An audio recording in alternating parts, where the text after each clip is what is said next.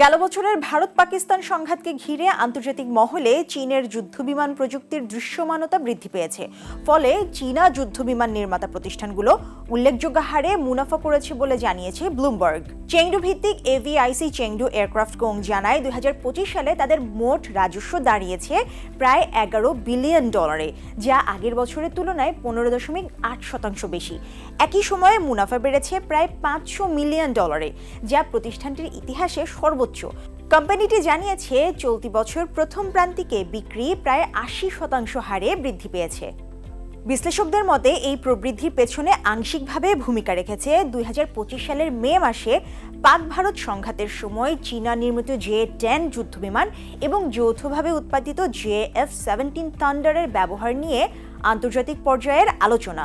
ফলে Indonesia, Iraq ও বাংলাদেশের মতো দেশগুলো চীনা যুদ্ধবিমানে আগ্রহী হয়ে উঠেছে। প্রতিবেদনে আরও বলা হয়, এভিআইসি চেংডু তাদের উৎপাদন সক্ষমতা বাড়াতে চেংডুতে নতুন অবকাঠামো সম্প্রসারণ করছে এবং উন্নত প্রজন্মের J-20 স্টেলথ ফাইটার উৎপাদন বৃদ্ধির পরিকল্পনাও নিয়েছে। অন্যদিকে শেনইয়াং ভিত্তিক এভিআইসি শেনইয়াং এয়ারক্রাফট কোং, যারা J-35 স্টেলথ যুদ্ধবিমান তৈরি করে, তারাও আয় বৃদ্ধি দেখিয়েছে এবং নতুন উৎপাদন সুবিধার মাধ্যমে সরবরাহ বাড়ানোর প্রস্তুতি নিচ্ছে।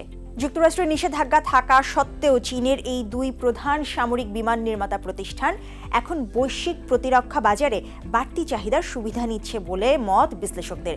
বিশেষ করে এশিয়া, আফ্রিকা ও মধ্যপ্রাচ্যে ভূ রাজনৈতিক উত্তেজনা বৃদ্ধির প্রেক্ষাপটে চীনা সামরিক রপ্তানির প্রতি আগ্রহ ক্রমেই বাড়ছে।